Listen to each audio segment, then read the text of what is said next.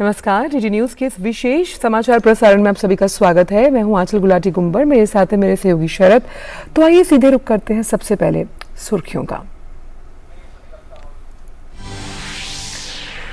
प्रधानमंत्री नरेंद्र मोदी और दक्षिण अफ्रीका के राष्ट्रपति सिरिल रामाफोसा के बीच फोन पर हुई बातचीत। दोनों नेताओं ने की द्विपक्षीय सहयोग में प्रगति की समीक्षा। ब्रिक्स में सहयोग सहित आपसी हित के कई क्षेत्रीय और वैश्विक मुद्दों पर भी हुई चर्चा।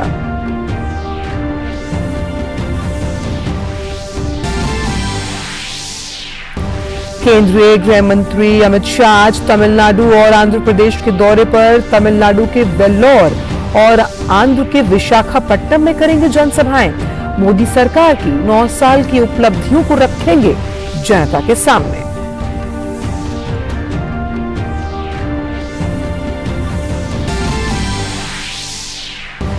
उत्तर प्रदेश के वाराणसी में G20 समूह के विकास मंत्रियों की 3 दिवसीय बैठक आज से हो रही है शुरू। बैठक में करीब 200 विदेशी प्रतिनिधियों के शामिल होने की उम्मीद।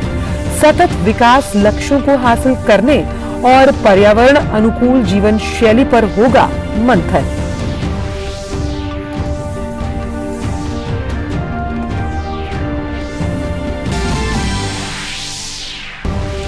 मौसम विभाग ने कहा और भीषण हो सकता है बिपरजॉय तूफान।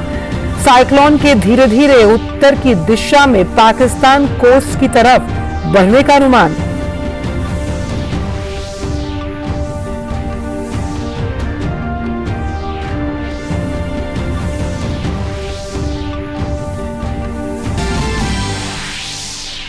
और खेल की खबरों में ओवल में खेले जा रहे वर्ल्ड टेस्ट चैंपियनशिप के फाइनल मुकाबले को जीतने के लिए भारत को 280 रन की दरकार। चौथे दिन ऑस्ट्रेलिया द्वारा मिले 444 रन के लक्ष्य के जवाब में भारत ने दिन का खेल खत्म होने तक 3 विकेट के नुकसान पर 164 रन बनाए। विराट कोहली और रहाणे क्रीज पर मौजूद।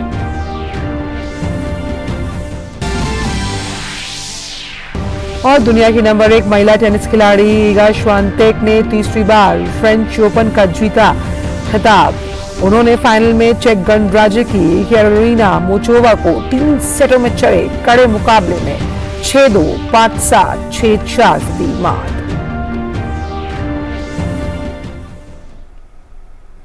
और आइए अब जानते हैं इन सभी खबरों को विस्तार के साथ। तो प्रधानमंत्री नरेंद्र मोदी और दक्षिण अफ्रीका के राष्ट्रपति सिरिल रामाफोसा के बीच शनिवार को टेलीफोन पर बातचीत हुई।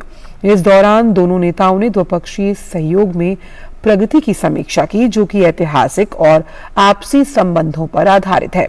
प्रधानमंत्री ने साथ ही इस वर्ष की शुरुआत में 12 चीतों को भारत में भेजने के लिए दक्षिण अफ्रीका के राष्ट्रपति को धन्यवाद दिया। प्रधानमंत्री ने साथ ही इस वर्ष दक्षिण अफ्रीका की अध्यक्षता के संदर्भ में ब्रिक्स में सहयोग सहित आपसी हित के कई क्षेत्रीय और वैश्विक मुद्दों पर विचारों का आदान प्रदान किया।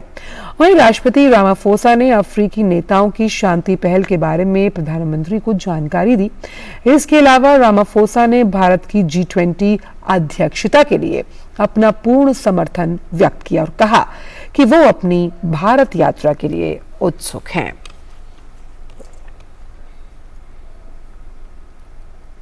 वहीं देश में प्रशासनिक अधिकारियों के लिए प्रशिक्षण अवसंरचना मजबूत करने के उद्देश्य से आज प्रथम राष्ट्रीय प्रशिक्षण सम्मेलन का आयोजन किया गया है। प्रधानमंत्री आज सुबह करीब 10:30 बजे नई दिल्ली स्थित प्रगति मैदान में अंतर्राष्ट्रीय प्रदर्शनी और सम्मेलन केंद्र में इसका उद्घाटन करेंगे। सम्मेलन का आयोजन क्षमता निर्माण आयोग कर रहा है। इसमें केंद्रीय प्रशिक्षण संस्थानों, राज्य प्रशासनिक प्रशिक्षण संस्थानों, क्षेत्रीय और मंडल प्रशिक्षण संस्थानों, अनुसंधान संस्थानों सहित प्रशिक्षण संस्थानों के 1500 से अधिक प्रतिनिधि शामिल होंगे। केंद्र सरकार के विभागों, राज्य सरकारों और स्थानीय शासन के अधिकारियों सहित निजी क्षेत्र के विशेषज्ञ भी इसमें भाग लेने वाले हैं। सम्मेलन में 8 पैनल चर्चाएं होनी हैं, जिनमें से हर प्रशासनिक सेवा, प्रशिक्षण संस्थानों से संबंधित संकाय विकास, प्रशिक्षण प्रभाव मूल्यांकन और कंटेंट के डिजिटलीकरण से जुड़े प्रमुख विषयों पर ध्यान केंद्रित किया जाएगा। प्रधानमंत्री प्रशासनिक सेवा के क्षमता निर्माण के माध्यम से देश में शासन प्रक्रिया, नीति कार्यान्वयन और सुधार के समर्थक रहे हैं। इस विजन के मार्गदर्शन में राष्ट्रीय प्रशासनिक सेवा क्षमता निर्माण कार्यक्रम मिशन कर्मयोगी की शुरुआत की गई, ताकि सही दृष्टिकोण, कौशल और ज्ञान के साथ भविष्य की जरूरतों के अनुरूप प्रशासनिक सेवा तैयार की जा सके। और ये सम्मेलन इसी दिशा में एक और कदम है।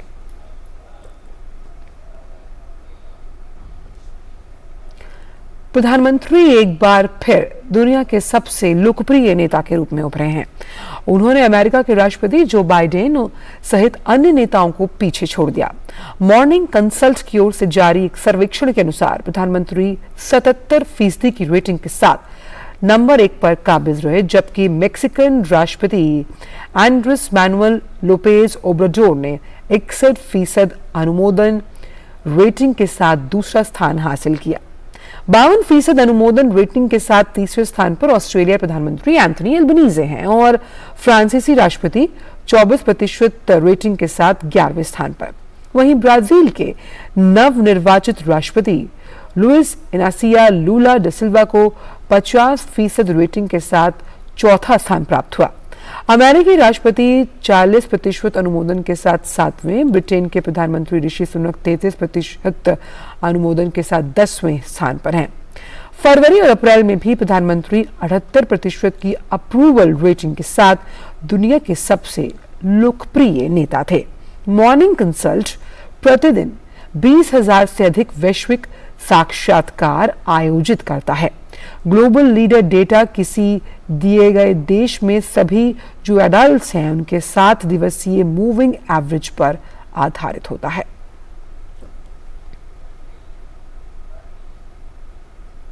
केंद्रीय गृह मंत्री अमित शाह आज तमिलनाडु और आंध्र प्रदेश के दौरे पर रहेंगे। अमित शाह तमिलनाडु के वेल्लोर और आंध्र के विशाखापट्टनम में जनसभाओं को संबोधित करेंगे। जनसभा में मोदी सरकार के 9 वर्ष की उपलब्धियां जनता के सामने रखी जाएंगी।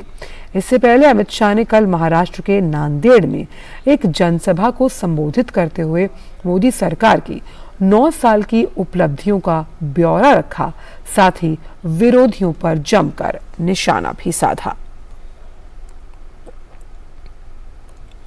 सूचना एवं प्रसारण मंत्री अनुराग सिंह ठाकुर हिमाचल प्रदेश के दौरे पर हैं।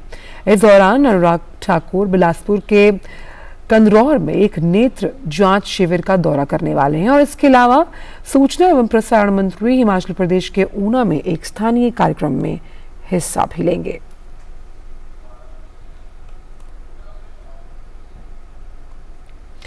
खबर उत्तर प्रदेश से, जहां के वाराणसी में G20 समूह के विकास मंत्रियों की आज से बैठक शुरू हो रही है। ये 13 जून तक चलने वाली है और इस बैठक में विकास से जुड़ी चुनौतियों के मद्देनजर चर्चा होगी। विदेश मंत्री G20 समूह की बैठक की अध्यक्षता करने वाले हैं और इस बैठक के शुरू होने से पहले डॉक्टर जयशंकर काशी विद्यापीठ में भारत की विदेश नीति पर आधारित एक चर्चा में हिस्सा लेंगे। बैठक में लगभग 200 विदेशी प्रतिनिधियों के पहुंचने की उम्मीद। बैठक के 2 मुख्य सत्र हैं। पहला सत्र सतत विकास लक्ष्यों को हासिल करने के प्रति सामूहिक प्रयास पर केंद्रित है, वहीं दूसरा सत्र पर्यावरण अनुकूल जीवन शैली पर केंद्रित होगा।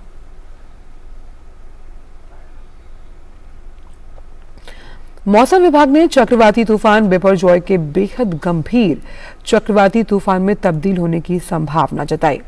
अब ये चक्रवाती तूफान धीरे धीरे उत्तर की दिशा की ओर बढ़ रहा है। इसके 15 जून के दोपहर के आसपास पाकिस्तान और आसपास के सौराष्ट्र और कच्छ तट के पास पहुंचने की संभावना है। तूफान के कारण पूर्वी मध्य अरब सागर में 145 से 155 किलोमीटर प्रति घंटे की रफ्तार से हवा चलने की संभावना है। तूफान पोरबंदर के 530 किलोमीटर दूरी पे दक्षिण दक्षिण पश्चिम दिशा पर मध्य अरब सागर के पास केंद्रित है। मौसम विभाग के अनुसार अगले 12 घंटे में बिपरजॉय तूफान भीषण हो सकता है। साथ ही अगले 24 घंटे में इसका उत्तर पूर्वी और 3 दिन में उत्तर उत्तर पश्चिमी दिशा में बढ़ने का अनुमान है। मौसम विभाग और स्थानीय प्रशासन की तरफ से मछुआरों और पर्यटकों को लगातार समुद्र तटों पर न जाने की चेतावनी दी जा रही है। केंद्र सरकार ने देश के 1500 से ज्यादा शहरी सहकारी बैंकों को मजबूत बनाने के लिए 4 महत्वपूर्ण जो पहल हैं उनकी घोषणा की।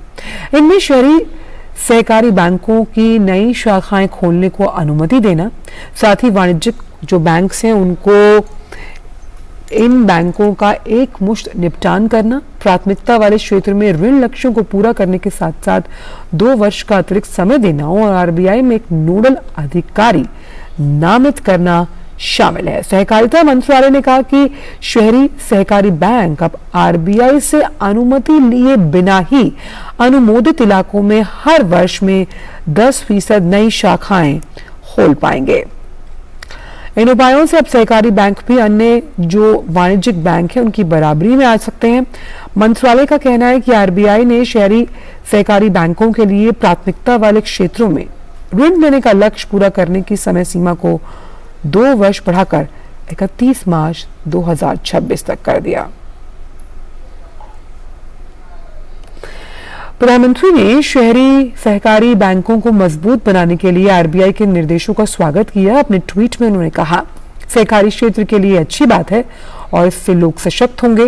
प्रधानमंत्री ने अभिनव उत्साह और नई तकनीकों को अपनाने के लिए भारत के लोगों की प्रशंसा की। पटना रेलवे स्टेशन से विशेष सूचना के आधार पर लगभग 13 किलोग्राम सोने के साथ विदेशी मूल के 2 तस्करों को गिरफ्तार किया गया। ये लोग बांग्लादेश से तस्करी कर सोने की खेप को दिल्ली पहुंचाने की फिराक में थे। विशेष सूचना के आधार पर सीमा शुल्क विभाग से टीम ने कोलकाता से नई दिल्ली जाने वाली दुरंतो एक्सप्रेस ट्रेन में इन तस्करों को गिरफ्तार किया। पकड़े गए सोने की अंतर्राष्ट्रीय बाजार में कीमत 7 करोड़ से अधिक। तस्करों ने सोने को कपड़ों के नीचे कमर पर लपेटकर रखा हुआ था।